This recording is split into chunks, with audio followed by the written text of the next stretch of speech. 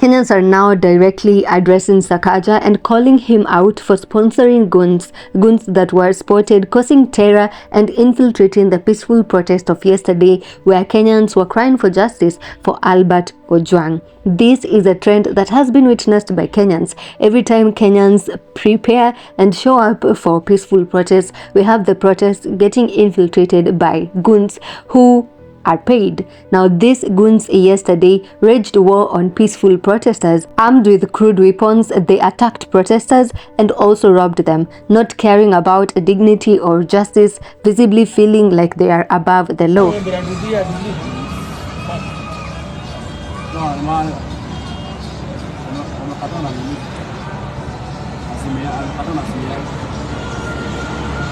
You could see them attacking women, men old enough to even be their fathers, clearly without any boundaries. Apart from this, they also vandalized property. And to add to it, here's a clip of them stealing laptops from a shop in CBD.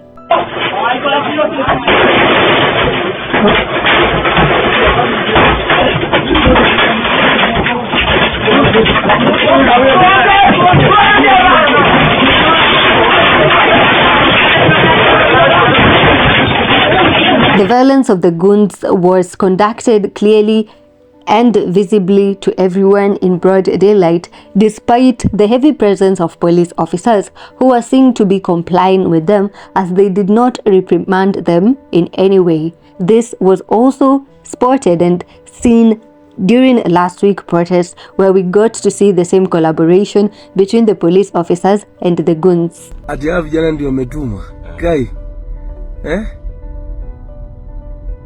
Kweli iko tu real. Hawa sasa ni hawa ni wa kutumwa, si ndio? Hawa ni wa hata wanaongea na polisi.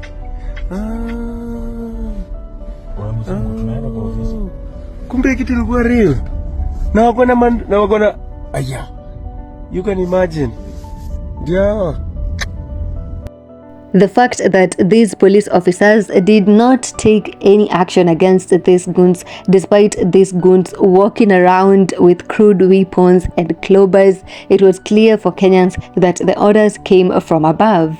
And it is believed that it is Governor Johnson Sakaja who is behind all these. Sakaja, Nairobi haiwork. Nairobi haiwork. Kazi yako ni kuzunguka ghetto. Ngumi mbwegze. Behind the scenes unalipa hao vijana wa ghetto ende kuharibu property. Behind the scenes unatumia hao vijana kuua vijana wenzao. Behind the scenes unalipa makarau watembe nao goons wenyewe. Sakaja, unatumia vijana vibaya, unatumia vijana wa ghetto vibaya. In this clip, we see activist Hanifa, who was also a victim of the goons' violence, and she's heard saying that these goons are indeed sponsored by the governor of this county, Nairobi. So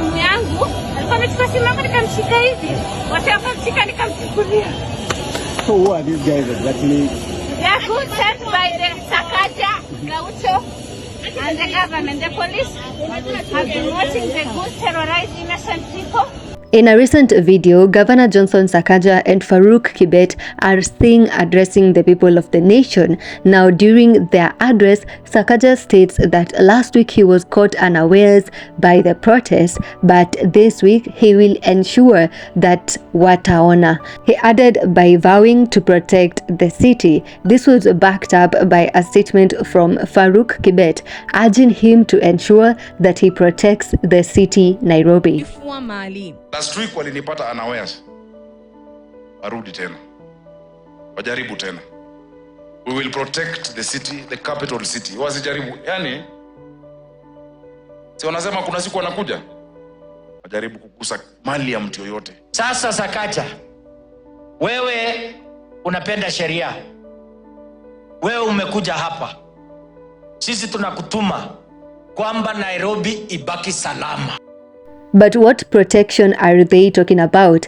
Governor Johnson Sakaja made it look like the protesters are in CBD to attack businesses and vandalize them. But this is not the intention of protesters. We have seen protesters only marching with water, Kenyan flags, and masks.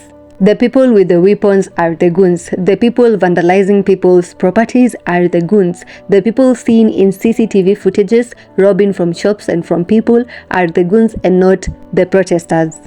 In one video, we get to see goons walking outside Sakaja's office, and there they seem to praise him, shouting Igwe.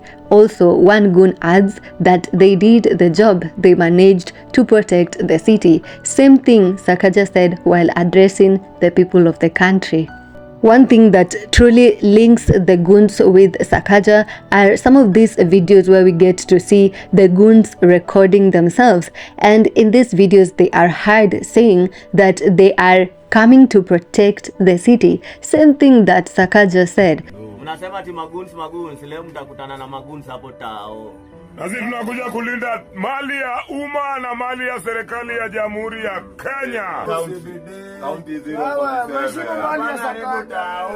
It is absurd that attacking Kenyans is what is being portrayed as protecting the city. Now, many people have called out Sakaja all over the internet. On X, people are calling him out on Instagram, everywhere, and even kwa ground. For instance, this citizen. Sisi wenyewe watu wa CBD, watu wameletwa kutoka nje ya CBD kukuja kufukuza waandamanaji, of which it is wrong. Kama mtu wako na ile freedom yake ya kuandamana, wacha andamana na amani. Mimi Governor Sakaja, today umeharibu kabisa, umelower your dignity kwa watu kabisa, una deploy watu wakuje kupigana na wale waandamanaji, of which is wrong. Wacha watu waandamane. Plus, the videos on the TikTok algorithm from Kenyan youths calling out Sakaja on the same reason are uncountable. Lynn Ngugi also did the same thing. She decided to use her platform to call out the governor, and I quote what she said.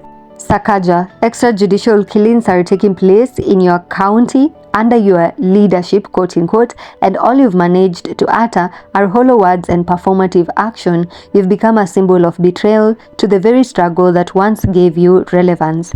There is blood on Nairobi's streets and silence in City Hall. That silence is complicity. History will remember not just what you did, but what you refused to do. And anyone aligned with you, anyone still standing beside you in the face of such injustice must be called out by name without hesitation. You may sit in power today, but one day you will answer for every life lost, every parent that buried a child, and every truth you helped suppress. Full. Embakasi MP Babu Owino also called out Sakaja for these very reasons. He said that such actions are cowardly and go against our societal values. I stand before you today not just as a voice of concern, but as a citizen who is deeply outraged by the senseless violence we are witnessing. The recent attacks by goons on innocent people are not just cowardly. They are a direct assault on the values we hold dear as a society. The question most Kenyans are asking is whether Sakaja is sane, because how do you claim to be protecting mali ya umma, protecting the people's property, and still hire people vandalizing these same properties and even hurting innocent civilians? Let me know what you think about this in the comment section. Do you also believe that Sakaja is behind these actions by goons? Let us know your comments below, and thank you for watching this video. Stay tuned for more updates.